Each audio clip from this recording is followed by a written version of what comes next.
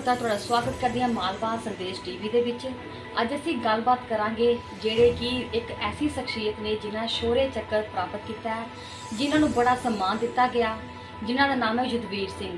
ਅੱਜ ਉਹਨਾਂ ਨਾਲ ਗੱਲਬਾਤ ਕਰਾਂਗੇ। ਹਾਂਜੀ ਸਰ, ਤੁਹਾਡਾ ਸਵਾਗਤ ਕਰਦੇ ਹਾਂ ਮਾਲਵਾ ਸੰਦੇਸ਼ ਟੀਵੀ ਦੇ ਵਿੱਚ। ਬਹੁਤ ਬਹੁਤ ਧੰਨਵਾਦ ਜੀ ਤੁਹਾਡਾ। ਪਹਿਲੇ ਅਸੀਂ ਇੱਕ ਸਵਾਲ ਮੇਨ ਕਰਾਂਗੇ, ਜਿਹੜਾ ਤੁਸੀਂ ਇੱਕ ਤੁਹਾਡਾ ਨਾਮ ਤੁਹਾਡੇ ਨਾਲ ਜੁੜਿਆ ਗਿਆ ਫਰੀडम फाइटर ਦਾ। ਅਸੀਂ ਉਸ ਦੇ ਬਾਰੇ ਗੱਲਬਾਤ ਕਰਾਂਗੇ, ਤੁਹਾਡੇ ਕੋਲ ਪੁੱਛਾਂਗੇ ਇਸਦੀ ਛੋਟੀ ਜਿਹੀ ਸਟੋਰੀ ਔਰ ਤੁਹਾਡੀ ਜੀਵਨੀ ਬਾਰੇ। ਮੈਡਮ, ਜਿਹੜੀ ਤੁਸੀਂ ਫਰੀडम फाइटर ਦੀ ਗੱਲ ਕੀਤੀ ਹੈ, ਫਰੀडम फाइटर ਮੇਰੇ ਫਾਦਰ ਸਾਹਿਬ ਸੀ, ਉਹਨਾਂ ਦੇ ਸਾਹਮਣੇ ਫੋਟੋ ਲੱਗੀ ਹੋਈ ਹੈ। ਇਹ ਸਾਹਮਣੇ ਚੱਕੀ ਪੀ ਰਹੇ ਸੀ, ਡੰਡਾ ਬੇੜੀਆਂ ਜੰਜੀਰਾਂ ਨਾਲ ਜਕੜੇ ਹੋਏ ਸੀ ਜਦੋਂ ਸਾਡਾ ਦੇਸ਼ ਅੰਗਰੇਜ਼ਾਂ ਨੇ ਗੁਲਾਮ ਕੀਤਾ ਹੋਇਆ ਸੀ।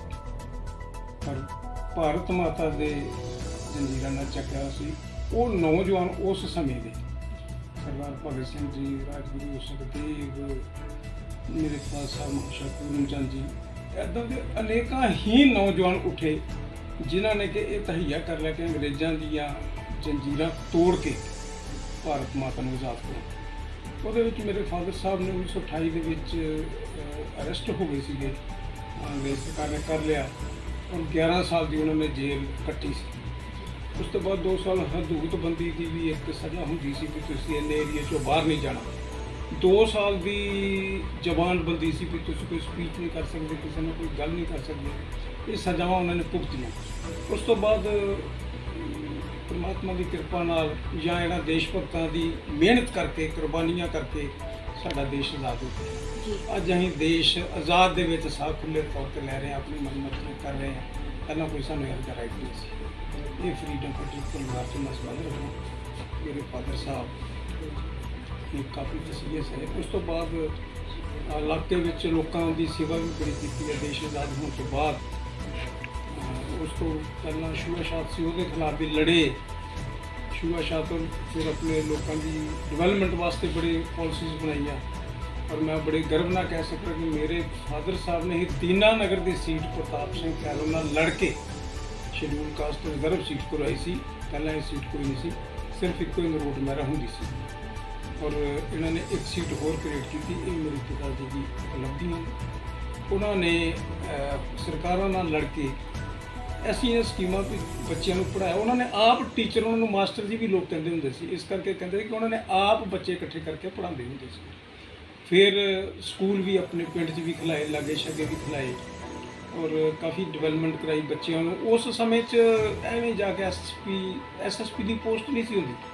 ਐਸਪੀ ਨੂੰ ਕਹਿਣਾ ਵੀ ਇਹ ਬੱਚੇ ਆ ਪੜ੍ਹੇ ਲਿਖੇ, ਇਹਨਾਂ ਨੂੰ ਨੌਕਰੀ ਕਰ ਲਓ, ਭਰਤੀ ਕਰ ਲਓ, ਇਹਨਾਂ ਨੂੰ ਪੁਲਿਸ 'ਚ। ਅੱਜ ਉਹ ਡੀਐਸਪੀ ਤੱਕ ਵਿਚਾਰੇ ਰਿਟਾਇਰ ਹੋ ਕੇ ਤੇ ਆਪਣੀ ਪੈਨਸ਼ਨ ਲੈ ਕੇ ਕਰਨ ਡਏ। ਉਹਨਾਂ ਦੇ ਬੱਚੇ ਜਿਹਨਾਂ ਨੂੰ ਜਾਗ ਲੱਗ ਗਿਆ, ਉਹ ਅੱਗੇ ਹੋਰ ਵੀ ਡਿਗਰੀਆਂ ਪਾਸ ਕਰਕੇ ਆਪਣੇ ਅਫੀਸਰ ਬਣੇ ਹੋਏ। ਜਿਸ ਤੱਕ ਸਰ ਤੁਹਾਡੀ ਸ਼ੂਰਵੀਰਤਾ ਬਾਰੇ ਅਸੀਂ ਬੜਾ ਸੁਣਿਆ, ਤੇ ਸ਼ੋਹਰੇ ਚੱਕਰ ਲਿਆ ਹੋਇਆ। ਅਸੀਂ ਪੁੱਛਣਾ ਚਾਹੁੰਦੇ ਤੁਹਾਨੂੰ ਕਿਹਨਾਂ ਨੇ ਸਨਮਾਨਿਤ ਕੀਤਾ ਔਰ ਕਿਸ ਕਾਰਜਵਸ਼ ਲਈ ਸਨਮਾਨਿਤ ਕੀਤਾ ਗਿਆ ਸੀ? ਮੈਡਮ ਜੀ, ਮੇਰੇ ਫਾਦਰ ਸਾਹਿਬ ਜਦੋਂ ਏਜਡ ਹੋ ਗਏ, ਥੋੜਾ ਬਿਮਾਰ ਵੀ ਸੀ ਤੇ ਉਹਨਾਂ ਕੋਲ ਪਿਸਟਲ ਸੀ। ਕੁਛ ਸ਼ਰਾਰਤੀ ਅਨਸਰਾਂ ਨੇ ਪਿਸਟਲ ਖੋਹਣ ਦੀ ਕੋਸ਼ਿਸ਼ ਕੀਤੀ। ਉਦੋਂ ਮਾਹੌਲ ਵੀ ਕੁਛ ਥੋੜਾ ਜਿਹਾ ਆਤੰਕਵਾਦ ਦਾ ਚੱਲ ਰਿਹਾ ਸੀਗਾ। 92 ਦੀ ਗੱਲ ਹੈ। ਉਹ ਸਵੇਰੇ 2 ਲੜਕੇ ਆਏ ਸਾਡੇ ਘਰ। ਮੇਰੇ ਪਿਤਾ ਜੀ ਦਾ ਨਾਂ ਲਿਆ, ਉਹਨਾਂ ਨੂੰ ਮਿਲਣਾ। ਆਮ ਤੌਰ 'ਤੇ ਸਾਡੇ ਘਰ ਲੋਕੀ ਆਉਂਦੇ ਜਾਂਦੇ ਰਹਿੰਦੇ ਆ, ਸਾਨੂੰ ਨਹੀਂ ਸੀ ਪਤਾ ਵੀ ਉਹ ਟੈਰਰਿਸਟ ਨੇ ਜਾਂ ਕੀ ਨੇ। ਅਸੀਂ ਉਹਨਾਂ ਬੜੇ ਰਿਸਪੈਕਟ ਨਾਲ ਉਹਨਾਂ ਦੇ ਲਾਗੇ ਸੋਫੇ 'ਤੇ ਬਿਠਾਇਆ ਔਰ ਮੈਂ ਸਗੋਂ ਆਪਣੀ ਮਿਸ ਨੂੰ ਕਿਹਾ ਵੀ ਚਾਹ ਲਿਆਓ ਇਹਨਾਂ ਨੂੰ ਪਈ। ਸਿਆਲ ਦੇ ਦਿਨ ਸੀ, ਸਤੰਬਰ ਮਹੀਨੇ ਦਾ। ਔਰ ਉਹਨਾਂ ਨੇ ਕਿਹਾ ਵੀ ਨਹੀਂ, ਚਾਹ ਦੀ ਕੋਈ ਲੋੜ, ਸਾਨੂੰ ਆਪਣਾ ਪਿਸਟਲ ਦੇ। ਮੈਂ ਕਹਿੰਦਾ ਵੀ ਪਿਸਟਲ ਤੇ ਜਮ੍ਹਾਂ ਕਰਾਇਆ, ਵਾਕਿਆ ਹੈ ਵੀ ਜਮ੍ਹਾਂ ਸੀ। ਉਦੋਂ ਸਾਰੇ ਹਥਿਆਰ ਜਮ੍ਹਾਂ ਕਰ ਲਏ ਸੀਗੇ, ਪਰ ਉਹ ਜਿੱਦ ਕਰ ਗਏ। ਉਹ ਥੋੜਾ ਜਿਹਾ ਨਾ ਬੜਾ ਗਰਮੀ ਹੋ ਗਈ, ਜਿਸ ਕਰਕੇ ਉਹਨਾਂ ਨੇ ਮੇਰੇ ਤੇ ਪਿਸਤੌਲ ਰੱਖਤਾ। ਮੇਰੀ ਵਾਈਫ ਨੇ ਉਹਨਾਂ ਦਾ ਪਿਸਤੌਲ ਫੜ ਕੇ ਥੱਲੇ ਕਰਤਾ ਵੀ ਸਾਡਾ ਮੂੰਹ ਨਾਲ ਗੱਲ ਕਰ। ਉਹ ਇਸੇ ਕੋਲੋਂ ਮੇਰੇ ਫਾਦਰ ਸਾਹਿਬ ਵੀ ਥੋੜ੍ਹੇ ਜਿਹੇ ਭੜਕ ਗਏ ਵੀ ਤੁਸੀਂ ਕੌਣ? ਮੈਂ ਕਿਹਾ ਗੱਲ ਟਾਲਣ ਦੀ ਖਾਤਰ, ਮੈਂ ਕਿਹਾ ਜੀ ਜੋ ਤੁਸੀਂ ਅੰਗਰੇਜ਼ ਸਰਕਾਰ ਨੂੰ ਕੱਟਣਾ ਚਾਹੁੰਦੇ ਸੀ ਨਾ, ਇਹ ਵੀ ਦੇਸ਼ ਆਪਣਾ ਪੰਜਾਬ ਨੂੰ ਹੋਰ ਆਜ਼ਾਦ ਕਰਵਾ ਕੇ ਕਹਿੰਦੇ ਵੀ ਆਪਾਂ ਖਾਲਿਸਤਾਨ ਬਣਾ।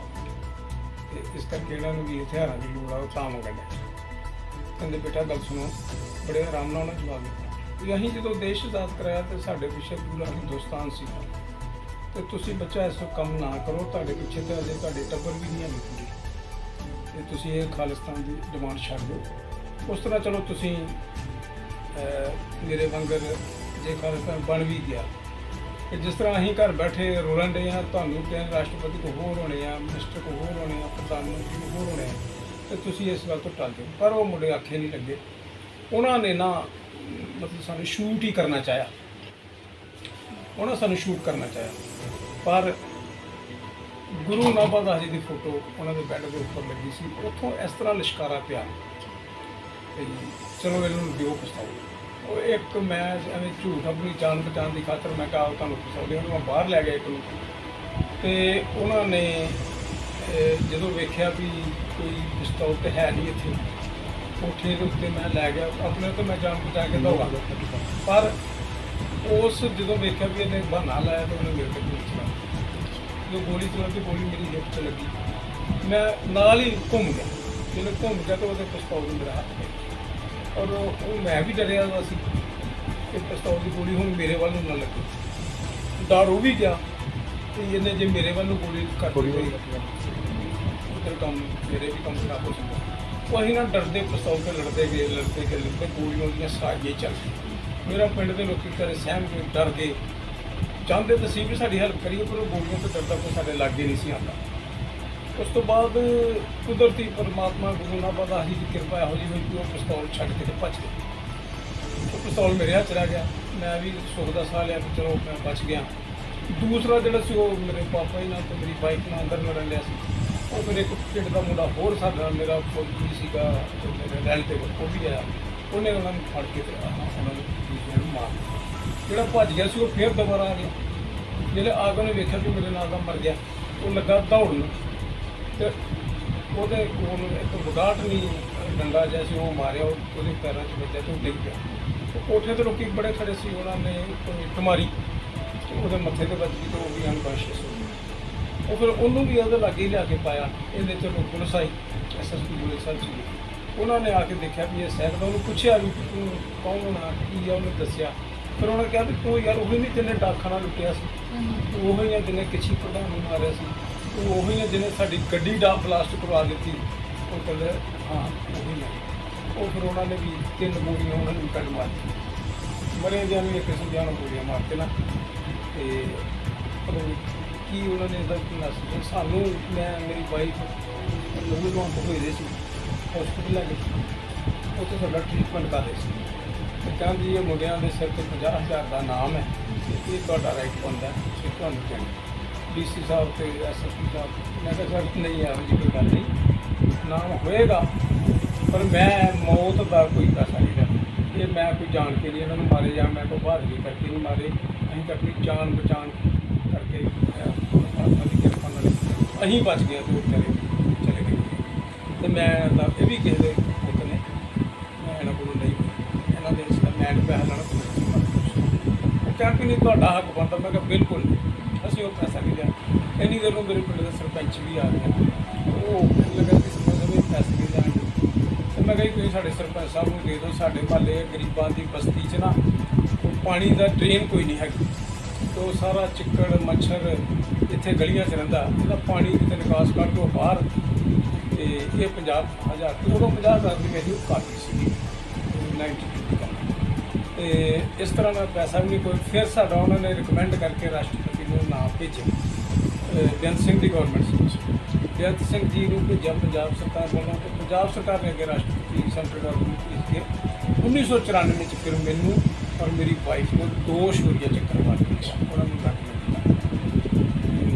ਇੱਜ਼ਤ ਮਾਨ ਤਾਂ ਚਲੋ ਹੈ ਹੀ ਆ, ਉਹ ਸਾਡੀ ਵੈਸੇ ਹੀ ਪਬਲਿਕ ਨਾਲ ਡੀਲਿੰਗ ਕਰਕੇ ਵੀ ਹੈਗੀ ਹੈ, ਜਾਂ ਰਾਸ਼ਟਰਪਤੀ ਅਵਾਰਡ ਕਰਕੇ, ਜਾਂ ਮੈਂ ਘਰ ਘਰ ਸ਼੍ਰੀ ਗੁਰੂ ਨਾਭਾ ਦਾਸ ਜੀ ਦਾ ਨਾਂ ਪਹੁੰਚਾਇਆ ਉਹਦੇ ਕਰਕੇ ਵੀ ਸਾਰੇ, not in district Gurdaspur, not in district Pathankot, but in Punjab, ਔਰ ਖਾਸ ਕਰਕੇ ਭੋਆ ਸੀਟ ਜਿਹੜੀ ਆ ਉੱਥੇ ਘਰ ਘਰ ਮੇਰਾ ਨਾ, ਕਈਆਂ ਨੇ ਮੈਨੂੰ ਅਜੇ ਦੇਖਿਆ ਤਾਂ ਵੀ ਨਹੀਂ, ਇਹ ਮੈਨੂੰ ਜਾਣਦੇ ਵੀ ਨਹੀਂ, ਬਟ ਮੇਰੇ ਨਾਮ ਤੋਂ ਉਹ ਸਾਰੇ ਲੋਕ ਮੈਨੂੰ ਜਾਣਦੇ ਆ ਕਿ ਇਹਨਾਂ ਨੇ ਹੀ ਸ਼੍ਰੀ ਗੁਰੂ ਨਾਭਾ ਦਾਸ ਜੀ ਨੂੰ ਸਟਾਰਟ ਕੀਤੀ ਆ। ਜਿਹੜੀ ਕਿ ਅੱਜ ਪੂਰੇ ਪੰਜਾਬ 'ਚ ਮੈਂ ਨਹੀਂ ਕਹਿ ਸਕਦਾ, JNK, ਹਿਮਾਚਲ, ਹਰਿਆਣਾ, ਦਿੱਲੀ ਤੱਕ, ਚੰਡੀਗੜ੍ਹ ਸਾਰੇ ਪਤਾ ਵੀ ਸ਼੍ਰੀ ਗੁਰੂ ਨਾਨਕ ਜੀ ਮਹਾਸ਼ਿਵਰਾਤਰੀ ਦੇ ਗੁਰੂ ਹੋਏ। ਔਰ ਸਾਨੂੰ 1900 ਤੋਂ ਪਹਿਲਾਂ ਕਿਸੇ ਨੂੰ ਪਤਾ ਹੀ ਨਹੀਂ ਸੀ। 1980 ਤੋਂ ਪਹਿਲਾਂ ਕਿਸੇ ਨੂੰ ਨਹੀਂ ਸੀ ਪਤਾ ਕਿ ਗੁਰੂ ਨਾਨਕ ਦਾਸ ਜੀ ਕੋਈ ਜਾਂ ਮਹਾਸ਼ਿਵਰਾਤਰੀ ਤੇ ਉਹੀ ਲੋਕੀ ਕਹਿੰਦੇ ਤੁਹਾਡੇ ਕੋਲ ਗੁਰੂ ਪੀਰ ਹੀ ਹੈ ਨਹੀਂ। ਪਰ ਉਹ ਚਲੋ ਗੁਰੂਆਂ ਦੀ ਕਿਰਪਾ, ਉਹ ਆਪਣਾ ਨਾਂ ਆਪੇ ਉਜਾਗਰ ਕਰਾ ਲੈਂਦੇ, ਕਿਸੇ ਦਾ ਨਾਂ ਹੀ ਲੱਗਣਾ ਹੁੰਦਾ। ਅੱਜ ਪੁਰਸ਼ੋਤਮ ਭਜੂਰਾ ਜੀ ਨੇ ਜਾਂ ਹੋਰ ਵੀ ਸਾਡੇ ਸੰਤ ਨੇ, ਸਾਵਰੀਆ ਜੀ ਹੈ, ਵਿਸ਼ਨੂਪੁਰੀ ਜੀ ਹੈ, ਜਾਂ ਪਿੰਡ ਕਮੇਟੀਆਂ ਬਣੀਆਂ ਨੇ, ਉਹ ਕਮੇਟੀਆਂ ਦੇ ਪ੍ਰਧਾਨ ਨੇ, ਬੜਾ ਕੰਮ ਕਰ ਰਹੇ ਗੁਰੂ ਨਾਨਕ ਦਾਸ ਜੀ ਦਾ। ਹੋਰ ਚਾਰ ਚੰਨ ਲਾਉਂਦੇ ਆ। ਸ਼੍ਰੀ ਗੁਰੂ ਨਾਨਕ ਦਾਸ ਜੀ ਦਾ ਸਭ ਤੋਂ ਪਹਿਲਾਂ ਮੰਦਿਰ ਵੀ ਮੇਰੇ ਪਿੰਡ 'ਚ ਹੀ ਬਣਿਆ। ਔਰ ਮੇਰੇ ਪਿੰਡ 'ਚੋਂ ਬਾਅਦ ਹੁਣ ਕਈ ਜਗ੍ਹਾ 'ਤੇ ਬਹੁਤ ਸਾਰੇ ਮੰਦਿਰ ਬਣ ਗਏ ਆ, ਜਿਹੜੇ ਕਿ ਅਜੇ ਅੰਡਰ ਕੰਸਟਰਕਸ਼ਨ ਵੀ ਹੈਗੇ, ਕਿ ਬਣ ਵੀ ਰਹੇ ਨੇ, ਪਰ ਬਣ ਜਾਣਗੇ। ਇਹ ਇੱਕ ਕਿਸਮ ਦਾ ਨਾ, ਜਿਸ ਤਰ੍ਹਾਂ ਲੋਕਾਂ ਨਾਲ ਆਪਾਂ ਮਿਲੇ ਆ। ਇਹ ਤੋਂ ਪਹਿਲਾਂ ਵਾਕਿਆ ਸਾਡੇ ਲੋਕਾਂ ਨੂੰ ਇਹ ਕਹਿੰਦੇ ਵੀ ਉਹ ਮਹਾਸ਼ਿਵਰਾਤਰੀ ਦਾ ਕੋਈ ਗੁਰੂ ਹੀ ਪੀਰ ਹੀ ਹੈ ਨਹੀਂ। ਸਾਨੂੰ ਇਸ ਗੱਲ ਦੀ ਨਮੂਸ਼ੀ ਵੀ ਆਉਂਦੀ ਹੈ। ਉਹ ਚਲੋ ਪਰਮਾਤਮਾ ਦੀ ਕਿਰਪਾ ਨਾਲ, ਗੁਰੂਆਂ ਦੀ ਕਿਰਪਾ ਨਾਲ, ਬੱਚਿਆਂ ਦੀ ਮਿਹਨਤ ਨਾਲ, ਸਾਡੇ ਲੋਕਾਂ ਦੇ ਸਾਥ ਦੇਣ ਨਾਲ ਅੱਜ ਅਸੀਂ ਗੁਰੂ ਵਾਲੇ ਨਹੀਂ ਬਣ ਗਏ। ਜਿਸ ਤਰ੍ਹਾਂ ਸਰ ਕਹਿੰਦੇ ਕਿ ਤੁਹਾਡੇ ਘਰ ਤੋਂ ਇਹ ਸਟਾਰਟ ਹੋਈ ਹੈ ਗੁਰੂ ਨਾਨਕ ਦਾਸ ਜੀ ਦੀ ਜੋ ਵੀ ਹੈ ਸਮਿਤੀ, ਤੁਸੀਂ ਇਸ ਬਾਰੇ ਕੀ ਕਹਿਣਾ ਚਾਹੁੰਦੇ ਹੋ? ਇਹਦੇ ਵਾਸਤੇ ਮੈਡਮ ਜੀ ਮੈਂ ਤੁਹਾਨੂੰ ਇਹੀ ਗੱਲ ਕਰਨਾ ਕਿ ਜਿਹੜੇ ਇਹ ਮੇਰੇ ਘਰ ਤੋਂ ਸਟਾਰਟ ਹੋਈ ਆ। ਮੇਰੇ ਇਲਾਜ 1978 'ਚ ਹੋ ਗਏ ਸੀਗੇ JNK 'ਚ, ਔਰ JNK ਵਾਲਿਆਂ ਨੇ ਮੇਰੇ ਫਾਦਰ ਸਾਹਿਬ ਨੂੰ ਉੱਥੇ ਚੀਫ ਗੈਸਟ ਬਣਾਇਆ, ਗੁਰੂ ਨਾਨਕ ਦਾਸ ਜੀ ਦਾ ਫੰਕਸ਼ਨ ਕੀਤਾ। ਉੱਥੇ ਸਾਡੀ ਬਰਾਦਰੀ ਦਾ ਇੱਕ ਅਜੀਤ ਰਾਮ ਲੜਕਾ ਸੀਗਾ ਜਿਹਨੇ PhD ਕੀਤੀ ਸੀ, ਔਰ ਉਹਨੇ ਖੋਜ ਵੀ ਕੀਤੀ। ਉਹ ਪੰਡੋਰੀ ਮਹੰਤਾ ਦੀ ਵੀ ਗਿਆ, ਧਿਆਨਪੁਰ ਵੀ ਗਿਆ, ਡਮਟਾਲ ਵੀ ਗਿਆ, ਜੈਪੁਰ ਵੀ ਗਿਆ, ਪਟਿਆਲੇ ਵੀ ਇੱਕ ਮੰਦਿਰ ਆ, ਉੱਥੇ ਵੀ ਜਾ ਕੇ ਉਹਨੇ ਖੋਜ ਕੀਤੀ ਕਿ ਇਹ ਸਾਡਾ ਮਹਾਸ਼ਯ ਦਾ ਸ਼੍ਰੀ ਗੁਰੂ ਨਾਨਕ ਦਾਸ ਗੁਰੂ। ਉਹ ਮੇਰੇ ਫਾਦਰ ਸਾਹਿਬ ਨੂੰ ਚੀਫ ਗੈਸਟ ਬਣਾਇਆ। ਮੈਂ ਵੀ ਗਿਆ, ਮੈਂ ਉਦੋਂ ਕਾਲਜ 'ਚ ਪੜ੍ਹਦਾ ਹੁੰਦਾ ਸੀ।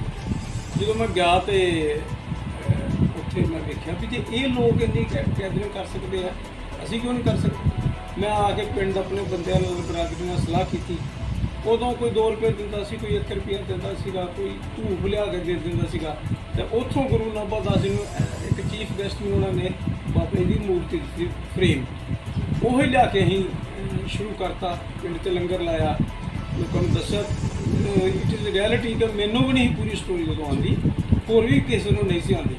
ਫਿਰ ਮੇਰੇ ਹੀ ਪਿੰਡ ਦਾ ਇੱਕ ਡਿਸਟ੍ਰਿਕਟ ਲਾਇਬ੍ਰੇਰੀ ਦੇ ਵਿੱਚ ਲੜਕਾ ਸੀਗਾ ਲੱਗਾ ਹੋਇਆ, ਉਹਨੇ ਮੈਨੂੰ 2 ਕਿਤਾਬਾਂ ਲਿਆ ਕੇ ਦੱਸੀਆਂ ਕਿ ਆਹ ਵੇਖ ਗੁਰੂ ਨਾਨਕ ਦਾਸ। ਉਹਦੇ ਵਿੱਚ ਮੈਂ ਬੜੀ ਥੋਰਲੀ ਸਟੱਡੀ ਕੀਤੀ ਉਹਦੇ 'ਚ ਉਹਨਾਂ ਨੇ ਇਹ ਗੱਲ ਸਪਸ਼ਟ ਲਿਖੀ कि ये डूम जाति नाल संबंध रखते सी जिनको आजकल उत्तरी भारत में महाशा जाति से पुकारा जाता है। तो मैंने बहुत कॉन्फिडेंस हो इस गल कि जो गवर्नमेंट की बुक किताब सरकारी लिखा भी है डूम जाति संबंध जिन्होंने आजकल महाशा जाति नाल इट मीन फिर उन्होंने करैक्टरिस्टिक्स दसियाँ कि वो गान विद्या बड़ा विश्वास रखते तो साड़ी बरादरी भी बहुत रखती है, कथक च बहुत विश्वास रखते साड़ी बरादरी भी बहुत डांस कलावंत सी है। अज भी जो रामलीला होंगे रामलीला या कोई फंक्शन होंगे तो साढ़े लोग ही ज़्यादा आर्टिस्ट होंगे। इन्होंने गलों तो मैं उन्होंने नाल फिर टोकरियां बनाने का काम करते सी तो टोकरियां साड़ी माशा बरादरी तो इलावा कोई नहीं बनते। JNK च बांस दियाँ बनाते हैं, अजकल इतने कोई बांस नहीं होंगे तो टूट दियाँ टोकरियां बना देंगे और बनाते साड़ी माशा बरादरी। ये सानू पूरा पूरा मेल खाती है कि गुरु नानक दा साड़ी बरादरी है। तो एक गल होर भी है ਤੇ ਲੋਕੀ ਕਹਿੰਦੇ ਵੀ ਪੱਥਰ ਨੂੰ ਮੰਨ ਲਓ ਤੇ ਉਹਦੇ 'ਚ ਰੱਬ ਪਾ ਲੈਂਦੇ ਨੇ ਤੇ ਸਾਡੇ ਤਾਂ ਗੁਰੂ ਨਾਨਕ ਦਾਸ ਜੀ ਹੂਬਹੂ ਹੋਏ ਨੇ। ਔਰ ਇਹ ਵੀ ਗੱਲ ਉਸ ਕਿਤਾਬ 'ਚ ਲਿਖਿਆ ਵੀ ਇਹ ਬ੍ਰਹਮਾ ਜੀ ਦਾ ਰੂਪ ਹੈ, ਬ੍ਰਹਮਾ ਜੀ ਦਾ ਰੂਪ ਨੇ ਸ਼੍ਰੀ ਗੁਰੂ ਨਾਨਕ ਦਾਸ ਜੀ। ਸੋ ਅਸੀਂ ਸਿਰਫ ਸਾਡੇ ਲੋਕ ਜਿਹੜੇ ਕੁਛ ਪਿਛੜੇ ਹੋਏ ਸੀ, ਫਾਈਨੈਂਸ਼ੀਅਲੀ ਵੀ ਵੀਕ ਸੀ, ਐਜੂਕੇਸ਼ਨ ਤੋਂ ਵੀ ਇਹ ਪਿੱਛੇ ਸੀ, ਪਤਾ ਨਹੀਂ ਕੱਢ ਸਕਿਆ।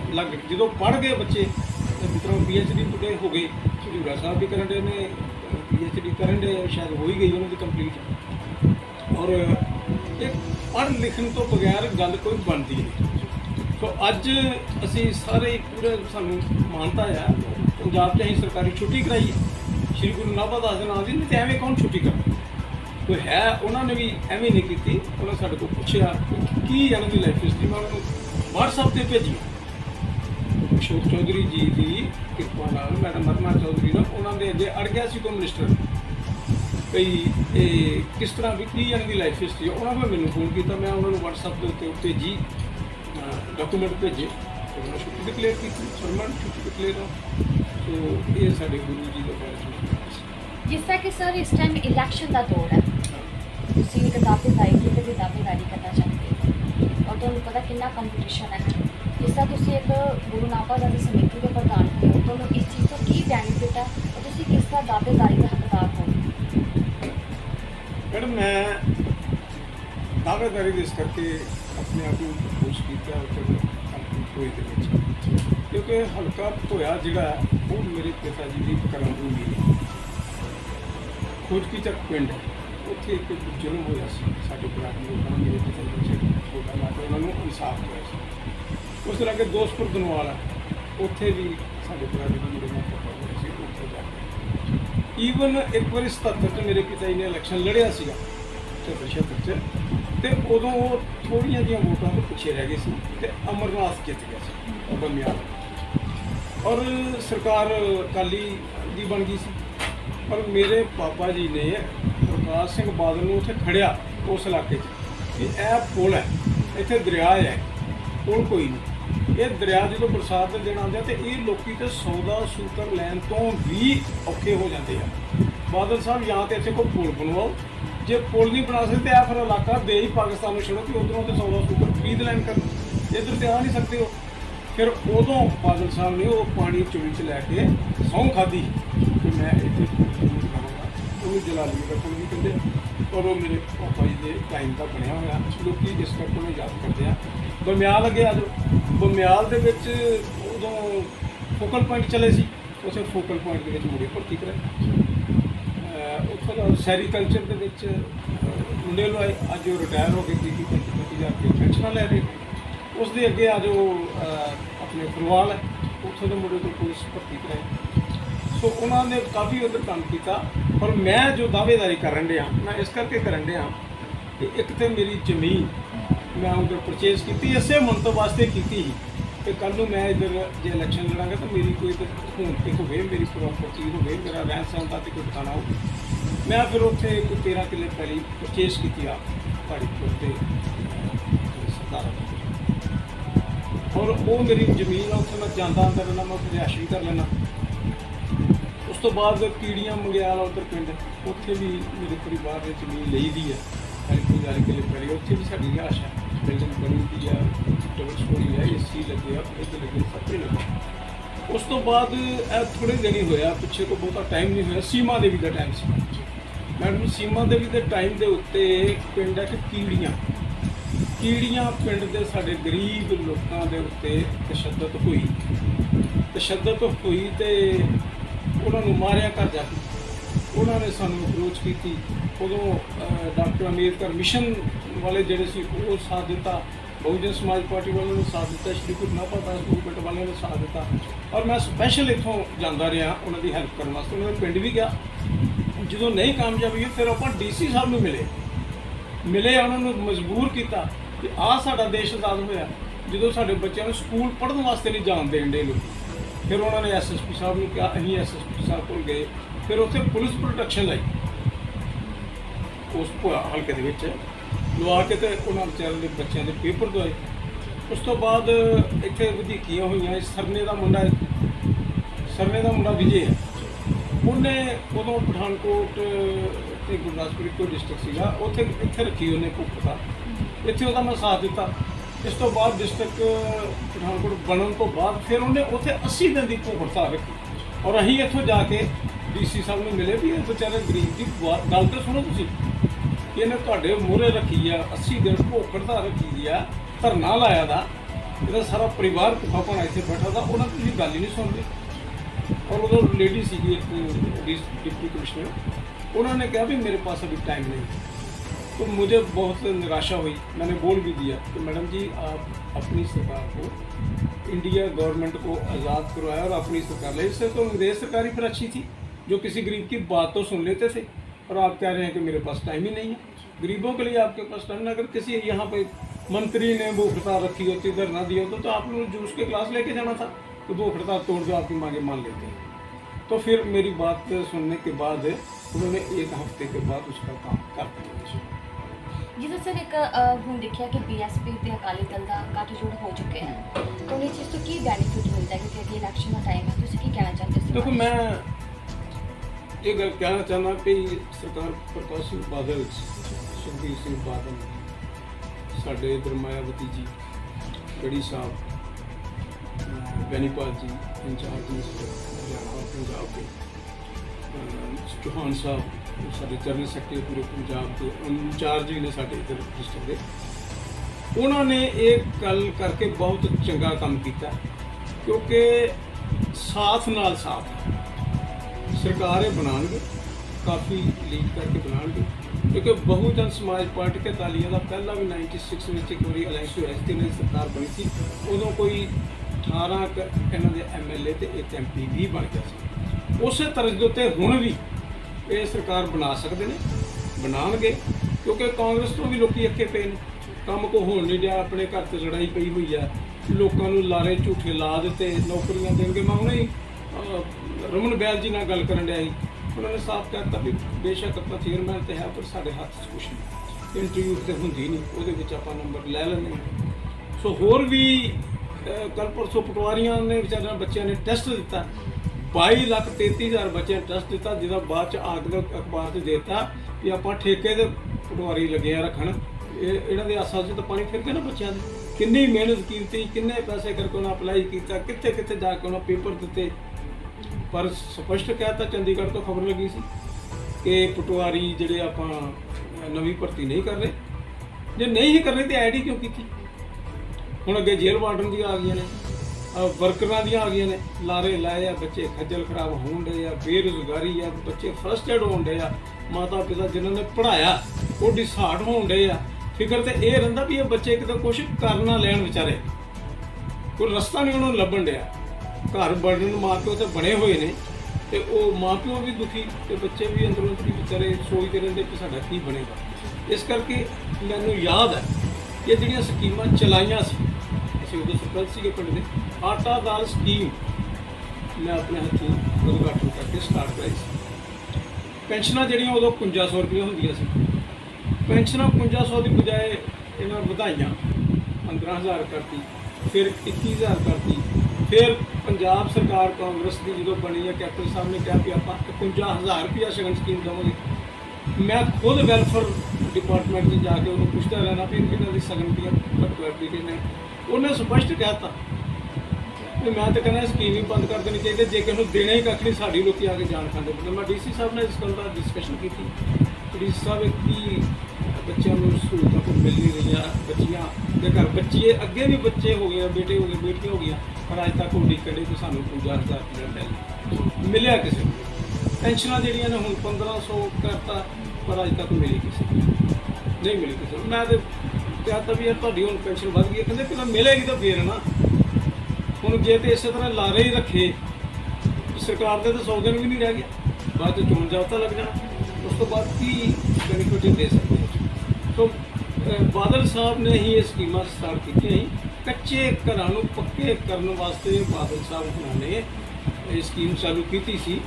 ਉਹਦੇ ਤਹਿਤ ਕਾਫੀ ਗਰੀਬਾਂ ਦੇ ਲੋਕਾਂ ਦੇ ਘਰ ਕੱਚਿਆਂ ਤੋਂ ਪੱਕੇ ਬਣੇ ਨੇ। ਇਹ ਤੋਂ ਪਹਿਲਾਂ ਟੁੱਟੇ ਘਰ ਹੁੰਦੇ ਸੀ, ਬਾਰਿਸ਼ ਆਉਣੀ ਤੇ ਪਾਣੀ ਚੋਣਾ ਤੇ ਉਹਨਾਂ ਵਿਚਾਰਿਆਂ ਨੇ ਸਾਰਾ ਦਿਨ ਪਾਣੀ ਬਾਹਰ ਕੱਢਣ ਤੇ ਲਾਈ ਰੱਖਣਾ, ਉੱਥੇ ਡਿੱਗ ਪੈਂਦੇ ਰਹੇ ਨੇ ਕੱਚੇ। ਇਹ ਬਾਦਲ ਸਾਹਿਬ ਦੀ ਸਕੀਮਾਂ ਨੇ, ਪੈਨਸ਼ਨ ਉਹਨਾਂ ਨੇ ਸਟਾਰਟ ਕੀਤੀ ਸੀਗੀ, ਔਰ ਕੱਚੇ ਘਰਾਂ ਨੂੰ ਪੱਕੇ ਕਰਨ ਦੀ ਸਕੀਮ ਉਹਨਾਂ ਨੇ ਸਟਾਰਟ ਕੀਤੀ ਸੀ। ਮੈਨੂੰ ਪਤਾ ਖੁਦ, ਮੈਂ ਜਦੋਂ ਪੈਨਸ਼ਨਾਂ ਲਾਉਂਦਾ ਸੀ ਔਰ 150 ਪੈਨਸ਼ਨ ਮੈंने ਆਪਣੇ ਪਿੰਡ 'ਚ ਲਵਾਈ ਸੀ ਇੱਕੋ ਦਿਨ ਦੇ ਵਿੱਚ, ਫਾਰਮ ਭਰ ਕੇ CDP ਦੇ ਕੋਲ ਬੈਠ ਕੇ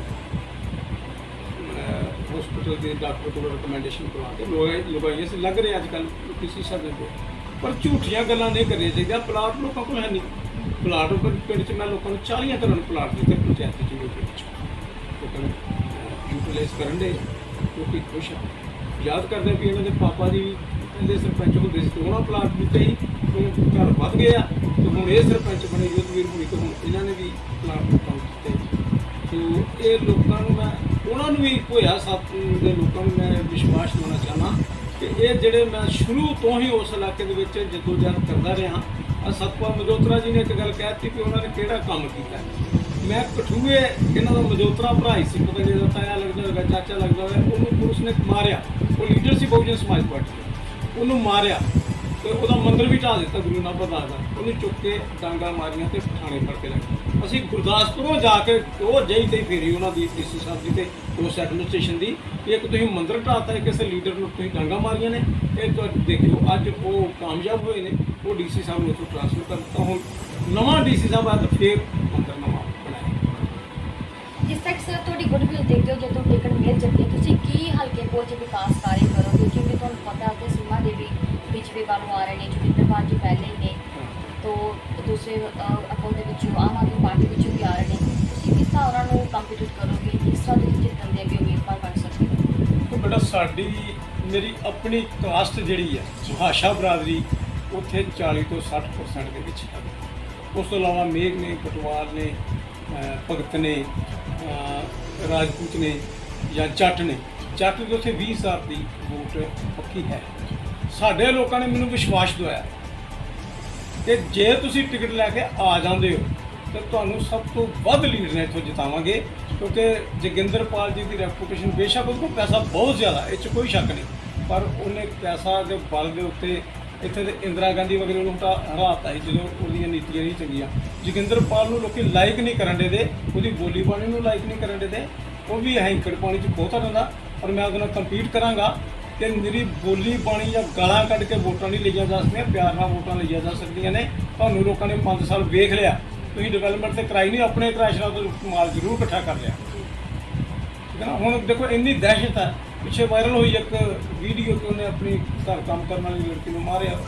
ਉਹਨੇ ਨਹੀਂ, ਉਹਦੇ ਬੱਚਿਆਂ ਨੇ ਮਾਰਿਆ ਹੋਏਗਾ, ਪਰ ਉਹ ਝੂਠ ਸਹੀ ਨਾ ਗੱਲ। ਉਹ ਡਰਦੇ ਮਾਰੇ ਉਹਨੂੰ ਦਬਾ ਦਿੱਤਾ ਵੀ ਤੂੰ ਕਿਸੇ ਨਾਲ ਗੱਲ ਹੀ ਨਹੀਂ ਕਰਨੀ, ਜਾਂ ਪਤਾ ਨਹੀਂ ਜਾਂ ਉਹਨੂੰ ਲੋਕੀ ਕਹਿੰਦੇ ਕੁਝ ਪੈਸੇ ਦੇ ਦਿੱਤੇ ਹੋਗੇ, ਮੈਨੂੰ ਨਹੀਂ ਪਤਾ। ਪਰ ਉਹ ਕੁੜੀ ਜਾਂ ਉਹਦੇ ਪੇਰੈਂਟਸ ਇਹ ਗੱਲ ਕਹਿਣ ਨੂੰ ਤਿਆਰ ਹੀ ਨਹੀਂ, ਮਾਰ ਵੀ ਖਾਧੀ ਆ, ਲਾਸ਼ਾਂ ਪੈਂਦੀਆਂ ਹਾਂ ਵੇਖੀਆਂ, ਸਾਰੀ ਦੁਨੀਆ ਨੇ ਵੇਖੀਆਂ, ਪਰ ਡਰ ਦੇ ਨਾਲ ਵੋਟਾਂ ਨਹੀਂ ਪੈਂਦੀਆਂ। ਆਫਟਰ ਆਲ ਡਰ ਤੇ ਆਪਾਂ ਲੋਕਾਂ ਦੇ ਮਨਾਂ ਚੋਂ ਕੱਢਣਾ। ਜੇ ਅੰਗਰੇਜ਼ ਸਰਕਾਰ ਦਾ ਇੰਨਾ ਡਰ ਸੀਗਾ ਕਿ ਇਹ ਤਾਂ ਕੱਖੋਂ ਨਹੀਂ ਹੈ ਜੋਗਿੰਦਰਪਾਲ ਜੀ, ਇਹਨਾਂ ਦੇ ਕੋਲ ਸਟੈਂਡ ਕਰਨਾ ਪਏਗਾ। ਮੈਂ ਦਾਅਵੇ ਨਾਲ ਕਹਿ ਸਕਦਾ ਵੀ ਪੈਸੇ ਦੇ ਬਲ ਤੇ ਜਾਂ ਜੁੱਤੀ ਦੇ ਬਲ ਦੇ ਉੱਤੇ ਕੋਈ ਕਾਮਯਾਬ ਨਹੀਂ ਹੋ ਸਕਦਾ। ਪਿਆਰ ਨਾਲ ਤੁਸੀਂ ਸਭ ਕੁਝ ਕਰੋਗੇ ਜਾਂ ਸਟਰਗਲ ਨਾ ਕਰੋਗੇ। ਅੱਜ 5 ਸਾਲ ਵੇਖ ਹੀ ਲਿਆ ਕਿ ਕਿੰਨਾ ਡਿਵੈਲਪਮੈਂਟ ਹੋਈ ਹੈ, ਕੋਈ ਡਿਵੈਲਪਮੈਂਟ ਨਹੀਂ। ਮੈਂ ਤਾਂ ਸ਼ੁਕਰ ਕਰਨਾ ਵਿਨੋਦ ਖੰਨਾ ਜੀ ਦਾ ਜਾਂ ਸੈਂਟਰ ਗਵਰਨਮੈਂਟ ਦਾ, ਜਿਨ੍ਹਾਂ ਨੇ 2-3 ਪੁਲ ਬਣਾਤੇ ਤੇ ਦੁਨੀਆ 'ਚੋਂ ਇਲਾਕਾ ਰਲ ਗਿਆ ਭੋਏ ਵਾਲਾ। ਨਹੀਂ ਤਾਂ ਉੱਧਰ ਤਾਂ ਜਾਣਾ ਹੀ ਮੁਸ਼ਕਿਲ ਨਹੀਂ। ਸਾਡੇ ਲੋਕ ਉੱਧਰ ਤਾਂ ਕੋਈ ਰਿਸ਼ਤਾ ਹੀ ਕਰਨ ਨੂੰ ਤਿਆਰ ਨਹੀਂ ਹੁੰਦਾ ਵੀ ਜਾਵਾਂਗੇ ਕਿੱਦਾਂ, ਆਵਾਂਗੇ ਕਿੱਦਾਂ। ਮੈਂ ਖੁਦ ਬੇੜੀ 'ਚ ਬਹਿ ਕੇ ਜਾਂਦਾ ਰਿਹਾ, ਪਾਰ ਰੋਡ ਜਦੋਂ ਜਾਂਦਾ ਹੁੰਦਾ ਸੀ, ਖੁਦ ਬੇੜੀ 'ਚ ਬਹਿ ਕੇ ਜਾਂਦਾ ਰਿਹਾ। ਔਰ ਅੱਜ ਆਪਾਂ ਪੌਣੇ ਘੰਟੇ ਦੇ ਵਿੱਚ ਕਠੂਏ ਜਾ ਵੜਦੇ। ਇਹ ਡਿਵੈਲਪਮੈਂਟ ਮੈਂ ਜਿਸ ਨੇ ਕੀਤੀ ਆ ਉਹਨੂੰ ਕਦੀ ਡਿਨਾਈ ਨਾ ਕਰਾਂਗਾ, ਪਰ ਜਿਨ੍ਹਾਂ ਨੇ ਕੀਤਾ ਹੀ ਕੱਖ ਨਹੀਂ ਉਹਨਾਂ ਨੂੰ ਕੀ ਮੈਂ ਕਹਾਂ। ਹੁਣ ਸੀਮਾ ਦੇਵੀ ਦੀ ਇਸ ਵੇਲੇ ਪੋਜੀਸ਼ਨ ਉਹ ਹੈ ਕਿ ਲੋਕੀ ਉਹਨੂੰ ਇਹ ਨਹੀਂ ਚਾਹੁੰਦੇ ਵੀ ਉਹ MLA ਦੀ ਟਿਕਟ ਲੈ ਕੇ ਆਏ। ਜੋਗਿੰਦਰਪਾਲ ਦੀ ਗੱਲ ਜਦੋਂ ਕਟਾਰੂ ਚੱਕ ਜੀ ਜਿਹੜੇ ਸਾਡੇ ਲਾਲ ਚੰਦ ਜੀ ਆ, ਮੈਂ ਮਿਲਿਆ ਉਹਨਾਂ ਦੇ ਵਰਕਰਾਂ, ਉਹਨਾਂ ਦੇ ਪਿੰਡ ਦੇ ਲੋਕਾਂ ਨੂੰ ਮਿਲਿਆ, ਕਹਿੰਦੇ ਵੀ ਸਾਨੂੰ ਉਹਨਾਂ ਤੋਂ ਵਿਸ਼ਵਾਸ ਹੀ ਨਹੀਂ ਵੀ ਉਹ ਕਿਹੜੇ ਵੇਲੇ ਕਿਹੜੀ ਪਾਰਟੀ 'ਚ ਜਾਵਾਂਗੇ। ਔਰ ਮੇਰੀ ਜਿਹੜੀ ਹੈ ਵੀ ਮੈਂ ਕੀ ਕਰਾਵਾਂਗਾ, ਮੈਂ ਕਾਂਗਰਸ ਵਾਂਗੂ ਜਾਂ ਮੋਦੀ ਵਾਂਗੂ ਝੂਠੇ ਲਾਰੇ ਨਹੀਂ ਲਾਉਣਾ ਚਾਹੁੰਦਾ। ਜੇ ਮੈਂ ਬਣ ਜਾਵਾਂਗਾ ਤੇ ਫਿਰ ਮੈਂ ਕੰਮ ਕਰਕੇ ਦੱਸਾਂਗਾ, ਜਿਹੜੀ ਲੋਕਾਂ ਦੀ ਕੋਈ ਮੁਸ਼ਕਲ ਹੋਏਗੀ ਉਹਦੇ ਨਾਲ ਜਾ ਕੇ ਹੱਲ ਕਰਾਵਾਂਗਾ, ਪਬਲਿਕ ਨੂੰ ਖੁਸ਼ ਰੱਖਾਂਗਾ, ਪਬਲਿਕ ਦੇ ਕੰਮ ਕਰਾਵਾਂਗਾ, ਸਹੂਲਤਾਂ ਦੇਵਾਂਗਾ। ਪਰ ਪਹਿਲੇ ਐਵੇਂ ਨਹੀਂ ਕਹਦਾ ਮੈਂ ਐਂ ਕਰ ਦੇਵਾਂਗਾ, ਮੈਂ ਨੌਕਰੀਆਂ ਲਵਾ ਦੇਵਾਂਗਾ, ਮੈਂ ਫਲਾਣਾ ਕਰ ਦੇਵਾਂਗਾ, ਢੀਂਗੜਾ ਕਰ ਦੇਵਾਂਗਾ। ਜੇ ਮੇਰੇ ਕੋਲ ਪਾਵਰ ਹੀ ਨਾ ਆਈ ਤਾਂ ਮੈਂ ਕਰ ਕੀ ਦਿਆਂਗਾ। ਪਾਵਰ ਜੇ ਮੇਰੇ ਕੋਲ ਆ ਗਈ ਤਾਂ ਉਹਨੂੰ ਠੀਕ ਯੂਟੀਲਾਈਜ਼ ਕਰਾਂਗਾ ਬੇਟਾ, ਠੀਕ ਯੂਟੀਲਾਈਜ਼ ਕਰਕੇ ਤੇ ਲੋਕਾਂ ਨੂੰ ਕਈ ਪ੍ਰੋਬਲਮਾਂ ਲੋਕਾਂ ਦੀ ਇੱਕ ਥੋੜ੍ਹੀ ਹੈ। ਟਰਾਂਸਪੋਰਟ ਦੀ ਪ੍ਰੋਬਲਮ ਹੈ, ਹੈਲਥ ਦੀ ਪ੍ਰੋਬਲਮ ਹੈ, ਐਜੂਕੇਸ਼ਨ ਦੀ ਪ੍ਰੋਬਲਮ ਹੈ, ਰੋਟੀ ਰੋਜ਼ੀ ਦੀ ਪ੍ਰੋਬਲਮ ਹੈ, ਬੇਰੁਜ਼ਗਾਰੀ ਦੀ ਪ੍ਰੋਬਲਮ ਹੈ। ਕੋਈ ਇੱਕ ਪ੍ਰੋਬਲਮ ਹੋਏ ਤਾਂ ਦੱਸੋ। ਔਰ ਜੇ ਮੈਂ ਬਾਦਲ ਸਾਹਿਬ ਵਾਂਗੂ ਕੈਪਟਨ ਅਮਰਿੰਦਰ ਵਾਂਗੂ ਜਾਂ ਮੋਦੀ ਸਾਹਿਬ ਕਹੂੰ ਤੁਹਾਡੇ ਖਾਤੇ 'ਚ 15-15 ਲੱਖ ਰੁਪਈਆ ਪਾ ਦਿਆਂਗਾ, ਕੀ ਕੀਤਾ? ਝੂਠੇ ਲਾਰੇ ਲਾ ਕੇ ਸਰਕਾਰਾਂ ਤਾਂ ਬਣ ਜਾਂਦੀਆਂ ਨੇ, ਪਰ ਉਹ ਮੈਂ ਉੱਦਾਂ ਦਾ ਨਹੀਂ ਕੰਮ ਕਰਨਾ ਚਾਹੁੰਦਾ, ਕਿਉਂਕਿ ਮੈਂ ਉਸ ਦੁਨੀਆ 'ਚ ਰਹਿਣਾ, ਉਹਨਾਂ ਨੂੰ ਮਿਲਣਾ ਵਰਤਣਾ। ਮੈਨੂੰ ਨਹੀਂ ਪਤਾ ਅਜੇ ਮੈਨੂੰ ਟਿਕਟ ਦੇਣੀ ਹੈ ਕਿ ਨਹੀਂ ਦੇਣੀ, ਪਰ ਜੇ ਮੈਂ ਹਾਜੀ ਝੂਠੇ ਲਾਰੇ ਲਾ ਦਿਆਂ, ਟਿਕਟ ਦੇ ਵੀ ਦੇਣ, ਮੈਂ MLA ਬਣ ਵੀ ਜਾਵਾਂ ਤੇ ਅੱਗੇ ਮੇਰੇ ਕੋਲ ਕੰਮ ਹੀ ਨਾ ਪੂਰੇ ਹੋਣ ਤੇ ਫਿਰ ਮੈਂ ਉਹ ਕਿਹੜੇ ਮੂੰਹ ਨਾਲ ਉੱਥੇ ਲੋਕਾਂ ਕੋਲ ਜਾਵਾਂਗਾ। ਗੱਲ ਓਨੀ ਕਰਨੀ ਹੈ ਜਿੰਨੀ ਮੈਂ ਕਰ ਸਕਾਂ। ਪਹਿਲਾਂ ਫਰਜ਼ ਹੈ ਪਬਲਿਕ ਦਾ, ਜੇ ਉਹ ਮੈਨੂੰ ਕਾਮਯਾਬ ਕਰਦੇ ਨੇ ਤੇ ਫਿਰ ਮੈਂ ਉਹਨਾਂ ਨੂੰ ਕਾਮਯਾਬ ਕਰਾਂ। क्योंकि मैं एवं ही कह रहा मैं करदा मेरे हत्थ तो पावर ही कुछ नहीं है। हाँ मैं इन्नी मेरे हत्थ इस वेले भी पावर हैगी है कि जे किसी का थाने धक्का होंदा तहसीले धक्का होंदा कोई DC साहब नाल या कोई पिंड दे विच ਉਹਦੀ नहीं सुनवाई होंदी ते शहर नहीं होंदी कोई अफसर नहीं सुनता तो मैं बिना MLA शिप तो जाके उन्हां दे कोल खड़ो के अफसरां नूं कहांगा ਇਹਦਾ क्यों नहीं काम हो ਤੇ ਜੇ ਮੈਂ ਉੱਥੇ ਕਾਮਯਾਬ ਹੋ ਕੇ ਆਨਾ ਤੇ ਲੋਕਾਂ ਨੂੰ ਇੰਨਾ ਕਿ ਮਾਲੋ ਮਾਲ ਕੀ ਕਰਾਂਗਾ ਮੈਂ ਉਹਨਾਂ ਨੂੰ ਪੈਸੇ ਤੇ ਦੇਣੋਂ ਰਹੀ ਜਿੱਦਣ ਵਿੱਚ ਕਿਤੇ ਪਾ ਲਾਂਗਾ ਜਿਸ ਤਰ੍ਹਾਂ ਉਹ ਕਹਿੰਦਾ ਮੈਂ ਘਰ ਪੈਸੇ ਦੇ ਦਾਂਗਾ ਜੇ ਤਾਂ ਮੈਂ ਲੁੱਟਮਾਰ ਕਰਾਂਗਾ ਪਰ ਮੇਰੀ ਇਹ ਨੇਚਰ ਅਲਾਉ ਨਹੀਂ ਕਰਦੀ ਤੇ ਮੈਂ ਨੌਕਰੀ ਵੀ ਕੀਤੀ ਸਰਕਾਰੀ ਨੌਕਰੀ ਕੀਤੀ ਮੈਂ ਇੰਸਪੈਕਟਰ ਰਿਟਾਇਰ ਮੈਂ ਕਦੀ ਕੋਈ ਦਵਾਨੀ ਰਿਸ਼ਵਤ ਨਹੀਂ ਲਈ ਤੇ ਨਾ ਅੱਜ ਤੱਕ ਇਹਨੂੰ ਦਿੱਤੀ ਹੈ। ਇਸੇ ਤਰ੍ਹਾਂ ਹੀ ਨੇਕ ਨਿਸ਼ਤੀ ਨਾਲ ਪਰਮਾਤਮਾ ਨੇ ਬੜਾ ਕੁਝ ਦਿੱਤਾ ਜਿਹਦੀਆਂ ਨਿਸ਼ਤਾਂ ਸਾਫ਼ ਹੁੰਦੀਆਂ ਨੇ ਨਾ ਉਹਨੂੰ ਰੱਬ ਸਭ ਕੁਝ ਜ਼ਮੀਨ ਘਰ ਮਕਾਨ ਬੱਚੇ ਨੇ ਫੌਰਨ 'ਚ ਵੀ ਬੱਚੇ ਗਏ ਨੇ ਸੁਖ ਸ਼ਾਂਤੀ ਹੈ ਸਭ ਤੋਂ ਵੱਡੀ ਹੈ ਇੱਜ਼ਤ ਮੇਰੀ ਭੋਏ ਹਲਕੇ 'ਚ ਵੀ ਹੈਗੀ ਤੇ ਪੂਰੇ ਪੰਜਾਬ 'ਚ ਵੀ ਹੈਗੇ ਜਿੱਥੇ ਮਰਜ਼ੀ ਕੋਈ ਨਾਂ ਲੈ ਕੇ ਦੇਖ ਲੈ ਕਿ ਯੁੱਧ ਵੀਰ ਦੇ ਉੱਤੇ ਕੋਈ ਧੱਬਾ ਨਹੀਂ ਕੋਈ ਲਾ ਸਕਦਾ। ਔਰ ਮੈਨੂੰ ਕੱਲ੍ਹ ਪਰਸੋਂ ਥੋੜ੍ਹਾ ਜਿਹਾ ਅਖਬਾਰਾਂ 'ਚ ਆਈ ਸੀ ਕਿ ਜੇ ਮੈਂ ਟਿਕਟ ਲੈ ਕੇ ਆਵਾਂਗਾ ਤਾਂ ਮੈਂ ਬਦਲਾਂਗਾ ਤੇ ਉਹਦੇ ਵਿੱਚ ਕਿਸੇ ਨੇ ਕਮੈਂਟ ਵੀ ਇੱਕ ਨੇ ਕੀਤਾ ਭਈ ਤੁਸੀਂ ਪਹਿਲਾਂ ਕਿਹੜਾ ਕੰਮ ਕੀਤਾ ਮੈਂ ਪਹਿਲਾਂ ਦੱਸ ਬੇਟਾ ਕਿ ਮੈਂ ਇਹ ਕੰਮ ਕੀਤੇ ਆ ਮਜੋਤਰੇ ਦੇ ਪਰਿਵਾਰ ਦੇ ਬੰਦਿਆਂ ਦੀ ਮੈਂ ਜਾ ਕੇ ਹੈਲਪ ਕੀਤੀ ਉਦੋਂ ਮਜੋਤਰਾ ਸਾਹਿਬ ਕਿੱਥੇ ਸੀ ਉਹਦਾ ਵੀ ਫਰਜ਼ ਬਣਦਾ ਸੀ ਨਾ ਕਿ ਮੇਰੇ ਮਜੋਤਰੇ ਭਰਾ ਨੂੰ ਥਾਣੇ ਫੜ ਕੇ ਲੈ ਕੇ ਉਹਨੂੰ ਡਾਂਗਾ ਮਾਰਨ ਦੇ ਤੇ ਜਾ ਕੇ ਮੈਂ ਰੌਲਾ ਰੱਪਾ ਤੇ ਪਾਵਾਂ ਮਜੋਤਰਾ ਕੁਛ ਨਹੀਂ ਆ ਕੀੜੀਆਂ ਦੇ ਵਿੱਚ ਜਦੋਂ ਉਦੋਂ ਮਜੋਤਰਿਆਂ ਨੇ ਕੋਈ ਵੀ ਹੈਲਪ ਨਹੀਂ ਕੀਤੀ ਉਹਦੇ ਪਿੰਡ ਦੇ ਲਾਗੇ ਪਿੰਡ ਗੁਰਮਿਆਲ ਉਹਦੇ ਲਾਗੇ ਹੈ ਕੋਈ ਦੂਰ ਨਹੀਂ ਹੈਗਾ ਉੱਥੋਂ ਦੇ ਬੱਚਿਆਂ ਨੂੰ ਨੌਕਰੀ ਵੀ ਦਵਾਇਆ ਸਭ ਕੁਛ ਕੀਤਾ ਸਰਨਾ ਕਿਹੜਾ ਦੂਰ ਹੈ ਸਰਨੇ ਦੇ ਬੱਚਿਆਂ ਨੂੰ ਉਸ ਲੋਕਾਂ ਦੇ ਜਿਹੜੇ ਅੱਜ ਉਮੀਦਵਾਰ ਬਣਨੇ ਜਾ ਰਹੇ ਆ ਕਿਸੇ ਨੇ ਕੋਈ ਬਾਂਹ ਨਹੀਂ ਫੜੀ ਕੋਈ ਯੁੱਧ ਵੀਰ ਨਹੀਂ ਜਾ ਕੇ ਉੱਥੇ ਫੜੀ ਔਰ ਅੱਗੇ ਵੀ ਫੜਦਾ ਰਹਾਂਗਾ ਮੈਂ ਕੋਈ ਝੂਠੀਆਂ ਗੱਲਾਂ ਕਰਕੇ ਮੇਰਾ ਮਨ ਇਜਾਜ਼ਤ ਹੀ ਨਹੀਂ ਦਿੰਦਾ ਵੀ ਮੈਂ ਵੀ ਫੋਕੇ ਲਾਰੇ ਲਈ ਜਾਵਾਂ। ਸਰ ਇੱਕ ਲਾਸਟ ਕੁਐਸਚਨ ਹੈ ਸ਼ਹਿਰ ਵਾਸੀ ਨੂੰ ਕੀ ਅਪੀਲ ਕਰਨਾ ਚਾਹੁੰਦੇ ਹੋ ਉਹਨਾਂ ਨੂੰ ਕਿਹੋ ਜਿਹਾ ਕੈਂਡੀਡੇਟ ਚੁਣਨਾ ਚਾਹੀਦਾ ਹੈ? ਹਾਂ ਇਹ ਵੀ ਸਾਡੇ ਲੋਕਾਂ ਦੀ ਬੜੀ ਇੱਕ ਕਮੀ ਹੈ ਕਿ ਆਪਾਂ ਭੇਡ ਚਾਲ ਨਾ ਚੱਲੀਏ ਕੈਂਡੀਡੇਟ ਉਹ ਚੁਣਨਾ ਚਾਹੀਦਾ ਜਿਹੜਾ ਸਾਫ਼ ਸੁਥਰਾ ਹੋਵੇ ਕਰਪਟ ਨਾ ਹੋਵੇ ਝੂਠੇ ਲਾਰੇ ਲਾਉਣ ਵਾਲਾ ਨਾ ਹੋਵੇ। ਅੱਜ ਮੈਂ ਸਮਝਦਾ ਕਿ ਪੈਸੇ ਵਾਲੇ ਲੋਕਾਂ ਦਾ ਬੜਾ ਬੋਲਬਾਲਾ ਹੋ ਜਾਂਦਾ ਪਰ ਪੈਸੇ ਨਾਲ ਜਿੱਤ ਨਹੀਂ ਪ੍ਰਾਪਤ ਹੋ ਸਕਦੀ ਬੰਦੇ ਦੇ ਕਰੈਕਟਰ ਤੇ ਬੰਦੇ ਦੇ ਚਾਲ ਚਲਨ ਤੇ ਬੰਦੇ ਦੀ ਪਰਸਨੈਲਿਟੀ ਤੇ ਲੋਕੀ ਪਿੱਛੇ ਨੇ। ਹੁਣ ਸ਼੍ਰੀ ਗੁਰੂ ਨਾਨਕ ਦਾਸ ਜੀ ਮੈਂ ਹੀ ਸਟਾਰਟ ਕੀਤਾ ਸਾਰੀ ਦੁਨੀਆ ਪਿੱਛੇ ਲੱਗੀ ਹੈ ਔਰ ਭੋਏ ਦੇ ਵਿੱਚ ਜਦੋਂ ਮੈਂ ਜਾਣਾ ਤੇ ਲੋਕੀ ਮੈਨੂੰ ਤਲੇ ਚੁੱਕਦੇ ਕੋਈ ਮੇਰੇ ਨਾਲ ਪਿਆਰ ਕਰਦੇ ਅਕਸਰ ਕੋਈ ਮੇਰੇ 'ਚ ਕੋਈ ਗੱਲ ਹੈਗੀ ਹੈ ਜਾਂ ਲੋਕਾਂ ਦੇ ਮਨਾਂ 'ਚ ਮੈਂ ਵਸਿਆ ਤਾਂ ਹੀ ਲੋਕੀ ਮੈਨੂੰ ਪਿਆਰ ਕਰਦੇ ਹਨ ਨਹੀਂ ਤਾਂ ਭੋਇਆ ਲੋਕੀ ਮੈਨੂੰ ਕਹਿੰਦੇ ਬਾਹਰ ਦਾ ਬੰਦਾ ਮੈਂ ਕਿਹੜਾ ਪਾਕਿਸਤਾਨ 'ਚੋਂ ਆਇਆ। ਔਰ ਮੈਂ ਇਹ ਵੀ ਗੱਲ ਕਰਨਾ ਚਾਹੁੰਦਾ ਕਿ ਮੈਂ ਲੋਕਾਂ ਨੂੰ ਅਪੀਲ ਕਰਾਂਗਾ ਕਿ ਕੋਈ ਪੜ੍ਹਿਆ ਲਿਖਿਆ ਕੈਂਡੀਡੇਟ ਲਿਆਓ ਕੋਈ ਅੱਗੇ ਗੱਲ ਕਰਨ ਵਾਲਾ ਕੈਂਡੀਡੇਟ ਲਿਆਓ ਉਹ ਉੱਤੇ ਅਸੈਂਬਲੀ ਦੇ ਵਿੱਚ ਜਾ ਕੇ ਤੁਹਾਡੀ ਕੋਈ ਗੱਲ ਕਰੇ।